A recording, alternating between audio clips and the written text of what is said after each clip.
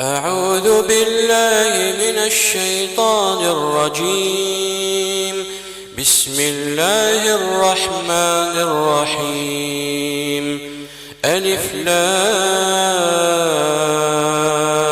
را، تلك آيات الكتاب المبين. إنا أنزلناه قرآنا عربيا لعلكم تعقلون. نحن نقص عليك أحسن القصص بما أوحينا إليك هذا القرآن وإن كنت من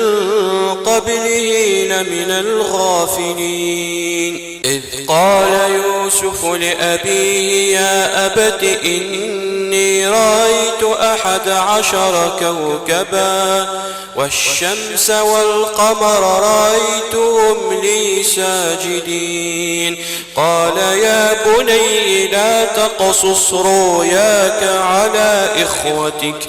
فيكيدوا لك كيدا إن الشيطان للإنسان عدو مبين. وكذلك يجتبيك ربك ويعلمك من تاويل الأحاديث ويتم نعمته عليك وعلى آل يعقوب كما أتمها على أبويك من قبل إبراهيم وإسحاق إن ربك عليم حكيم. لقد كان في يوسف وإخوته آيات للسائلين إذ قالوا ليوسف وأخوه أحب إلى أبينا منا ونحن عصبة إن أبانا لفي ضلال مبين. اقتلوا يوسف أو اطرحوه أرضا يخل لكم وجه أبيكم وتكونوا من بعده قوما صالحين. قال قائل منهم لا تقتلوا يوسف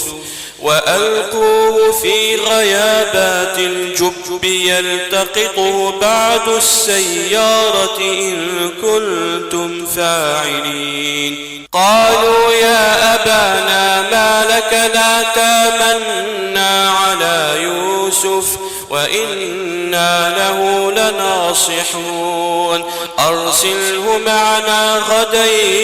يرتع ويلعب وإنا له لحافظون. قال إني ليحزنني أن تذهبوا به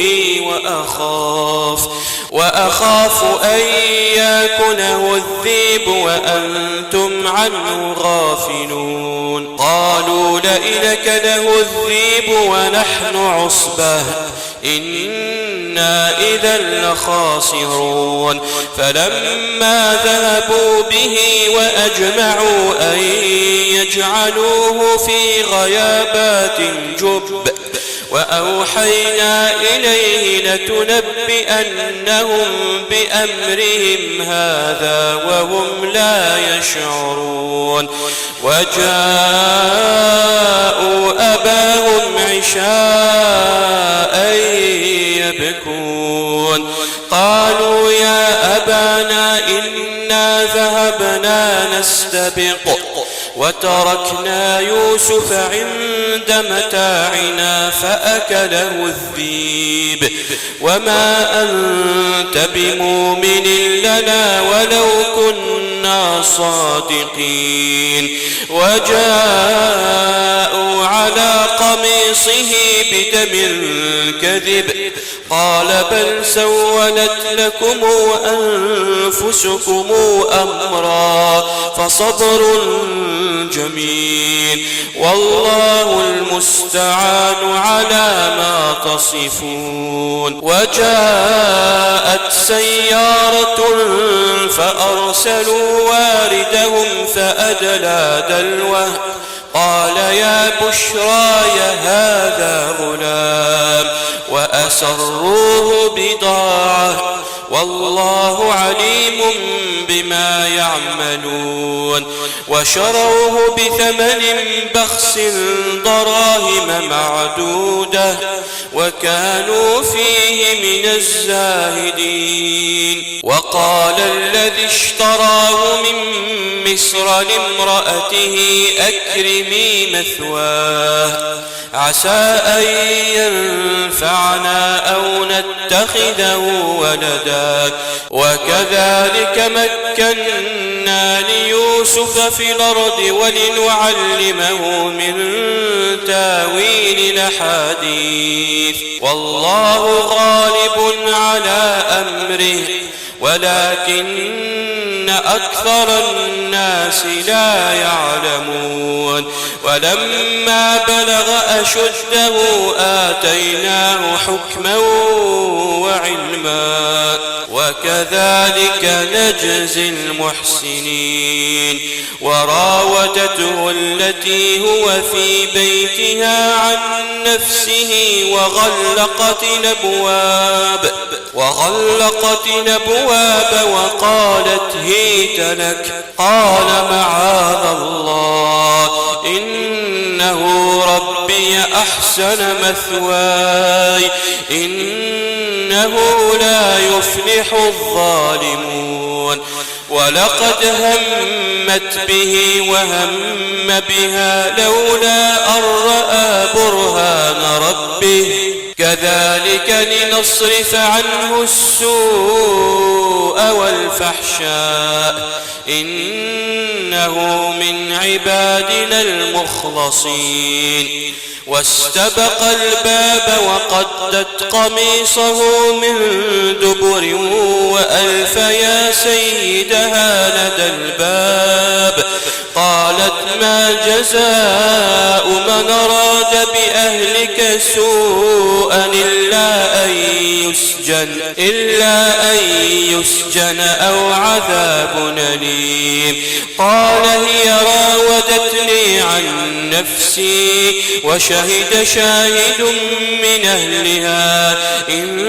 كان قميصه قد من قبل فصدقت وهو من الكاذبين وإن كان قميصه قد من دبر فكذبت وهو من الصادقين. فلما رأى قميصه قد من دبر قال إنه من كيدكن إن كيدكن عظيم. يوسف أعرض عن هذا واستغفري لذنبك إنك كنت من الخاطئين. وقال نسوة في المدينة امرأة العزيز تراود فتاها عن نفسه قد شغفها حبا إنا لنراها في ضلال مبين. فلما سمعت بمكرهن أرسلت إليهن وأعتدت لهن متكئا وآتت كل واحدة منهن سكينا وقال تخرج عليهن. فلما رأينه أكبرنه وقطعن أيديهن وقلن حاش لله ما هذا بشرا إن هذا إلا ملك كريم. قالت فذلكن الذي لمتنني فيه ولقد راودته عن نفسه فاستعصم ولئن لم يفعل ما آمره ليسجنن وليكون من الصاغرين. قال رب السجن أحب إلي مما يدعونني إليه وإلا تصرف عني كيدهن أصب إليهن وأكن من الجاهلين فاستجاب له ربه فصرف عنه كيدهن إنه هو السميع العليم ثم بدا لهم من بعد ما رأوا الآيات ليسجننه حتى حين ودخل معه السجن فتيان قال أحدهما إني أراني أعصر خمرا وقال الآخر إني أراني أحمل فوق رأسي خبزا تأكل الطير منه نبئنا بتاويله إنا نراك من المحسنين قال لا يأتيكما طعام ترزقانه إلا نبأتكما بتاويله قبل أن يأتيكما ذلكما مما علمني ربي إني تركت ملة قوم لا يؤمنون بالله وهم بالآخرة هم كافرون واتبعت ملة آبائي إبراهيم وإسحاق ويعقوب ما كان لنا أن نشرك بالله من شيء ذلك من فضل الله علينا وعلى الناس ولكن أكثر الناس لا يشكرون يا صاحبي السجن أرباب متفرقون خير أم الله الواحد القهار ما تعبدون من دونه إلا أسماء سميتموها أنتم وآباؤكم ما أنزل الله بها من سلطان إن الحكم إلا لله أمر ألا تعبدوا إلا إياه ذلك الدين القيم ولكن أكثر الناس لا يعلمون يا صاحبي السجن أما أحدكما فيسقي ربه خمرا وأما الآخر فيصلب فتأكل الطير من رأسه قضي الأمر الذي فيه تستفتيان وقال للذي ظن أنه ناج منه اذكرني عند ربك فأنساه الشيطان ذكر ربه فلبث في السجن بضع سنين وقال الملك إني أرى 7 بقرات سمان يأكلهن 7 عجاف و7 سنبلات خضر وأخر يابسات يا أيها الملأ وافتوني في رؤياي إن كنتم للرؤيا تعبرون قالوا أضغاث أحلام وما نحن بتاويل الأحلام بعالمين وقال الذي نجا منهما وادكر بعد أمة أنا أنبئكم بتاويله فأرسلون يوسف أيها الصديق أفتنا في 7 بقرات سمان يأكلهن 7 عجاف و7 سنبلات خضر وأخر يابسات لعلي أرجع إلى الناس للناس لعلهم يعلمون قال تزرعون 7 سنين دابا فما حصدتم فذروه في سنبله إلا قليلا مما تأكلون ثم يأتي من بعد ذلك 7 شداد يأكلن ما قدمتم لهن إلا قليلا مما تحصنون ثم يأتي من بعد ذلك عام فيه يغاث الناس وفيه يعصرون وقال الملك ائتوني به فلما جاءه الرسول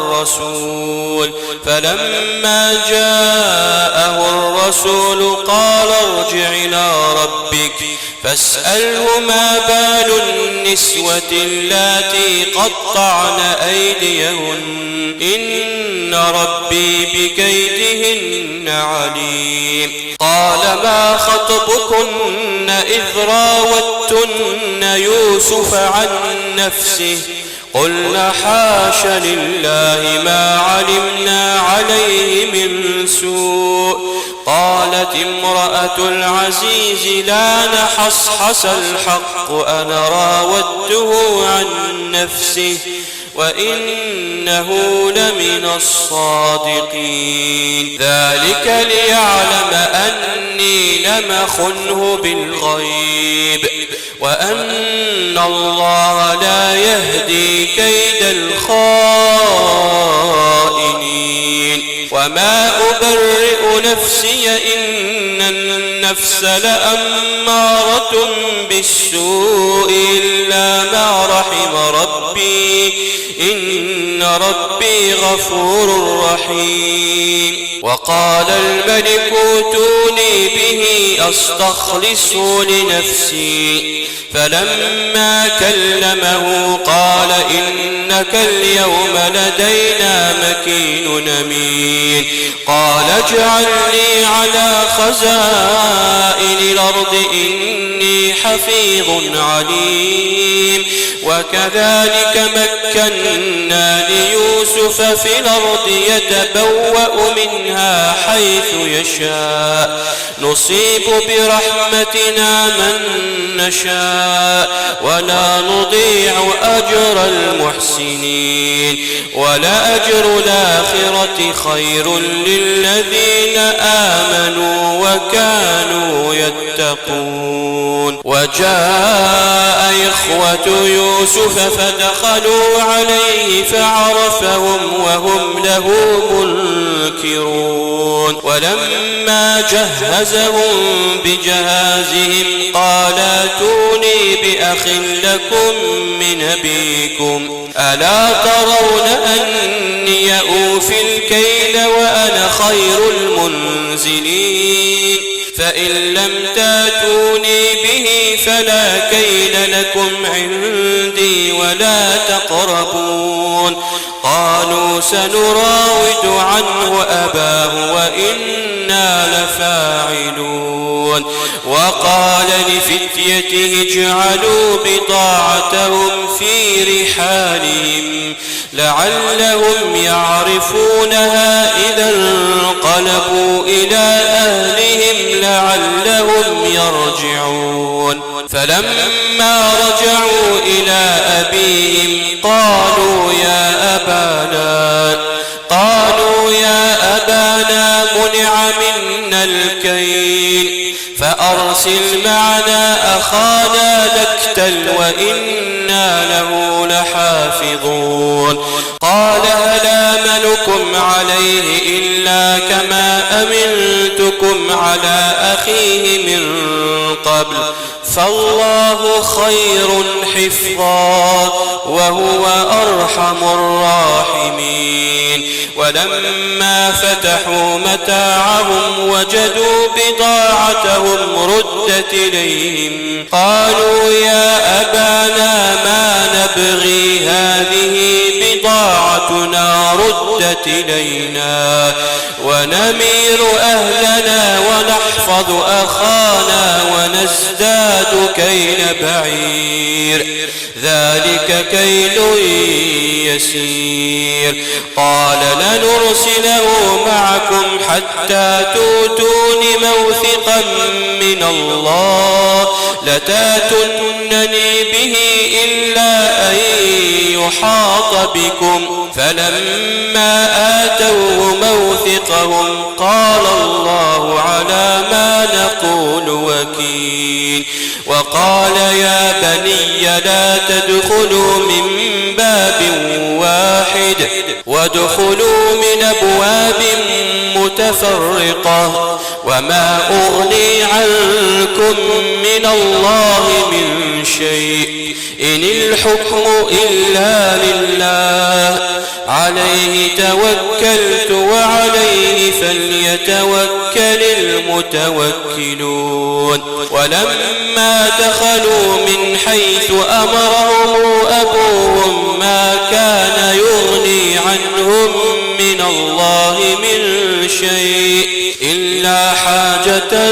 في نفس يعقوب قضاها وإنه لذو علم لما علمناه ولكن أكثر الناس لا يعلمون. ولما دخلوا على يوسف آوى إليه أخاه قال إني أنا أخوك فلا تبتئس بما كانوا يعملون. فلما جهزهم بجهازهم جعل السقاية في رحل أخيه ثم أذن مؤذن أيتها العير إنكم لسارقون.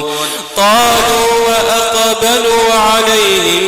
ماذا تفقدون؟ قالوا نفقد صواع الملك ولمن جاء به حمل بعير وأنا به زعيم.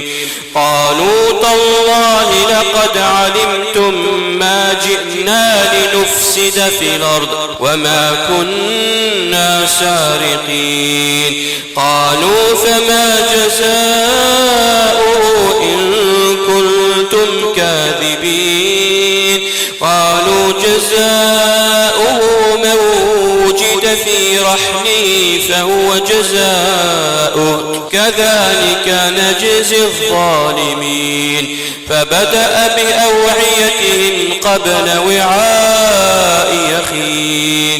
ثم استخرجها من وعاء أخيه كذلك كدنا ليوسف ما كان ليأخذ أخاه في دين الملك إلا أن يشاء الله نرفع درجات من نشاء وفوق كل ذي علم عليم. قالوا إن يسرق فقد سرق أخ له من قبل فأصرها يوسف في نفسه ولم يبدها لهم. قال أنتم شر مكانا والله أعلم بما تصفون. قالوا يا أيها العزيز إن له أبا شيخا كبيرا فخذ أحدنا مكانه إنا نراك من المحسنين. قال معاذ الله أن ناخذ إلا من وجدنا متاعنا عنده إنا إذا لظالمون. فلما استيئسوا منه خلصوا نجيا. قال كبيرهم ألم تعلموا أن أباكم قد أخذ عليكم موثقا من الله ومن قبل ما فرطتم في يوسف فلنبرح الأرض حتى ياذن لي أبي أو يحكم الله لي وهو خير الحاكمين ارجعوا إلى أبيكم فقولوا يا أبانا إن ابنك سرق وما شهدنا إلا بما علمنا وما كنا للغيب حافظين واسأل القرية التي كنا فيها والعير التي أقبلنا فيها وإنا لصادقون قال بل سولت لكم أنفسكم أمرا فصبر جميل عسى الله أن ياتيني بهم جميعا إنه هو العليم الحكيم وتولى عنهم وقال يا أسفا على يوسف وابيضت عيناه من الحزن فهو كظيم قالوا تالله تفتأ تذكر يوسف حتى تكون حرضا أو تكون من الهالكين قال إنما أشكو بثي وحزني إلى الله وأعلم من الله ما لا تعلمون يا بني اذهبوا فتحسسوا من يوسف وأخيه ولا تيأسوا من روح الله إنه لا ييأس من روح الله إلا القوم الكافرون فلما دخلوا عليه قالوا يا أيها العزيز مسنا وأهلنا الضر وجئنا ببضاعة مزجاة فأوف لنا الكيل وتصدق علينا إن الله يجزي المتصدقين قال هل علمتم ما فعلتم بيوسف وأخيه إذا أنتم جاهلون قالوا أئنك لأنت يوسف قال أنا يوسف وهذا أخي قد من الله علينا إنه من يتق ويصبر فإن الله لا يضيع أجر المحسنين قالوا تالله لقد آثرك الله علينا وإن كنا لخاطئين قال لا تثريب عليكم اليوم يغفر الله لكم وهو أرحم الراحمين اذهبوا بقميصي هذا فألقوه على وجه أبي يات بصيرا واتوني بأهلكم أجمعين ولما فصلت العير قال أبوهم إني لأجد ريح يوسف لولا أن تفندون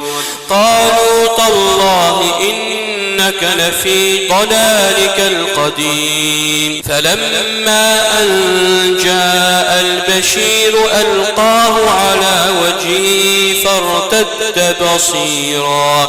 قال ألم قل لكم إني أعلم من الله ما لا تعلمون قالوا يا أبانا استغفر لنا ذنوبنا إنا كنا خاطئين قال سوف أستغفر لكم ربي إنه هو الغفور الرحيم فلما دخلوا على يوسف آوى إليه أبويه وقال ادخلوا مصر إن شاء الله آمنين ورفع أبويه على العرش وخروا له سجدا وقال يا أبت هذا تاويل رؤياي من قبل قد جعلها ربي حقا وقد أحسن بي إذا أخرجني من السجن وجاء بكم من البدو من بعد أن نزغ الشيطان بيني وبين إخوتي إن ربي لطيف لما يشاء إنه هو العليم الحكيم رب قد آتيتني من الملك وعلمتني من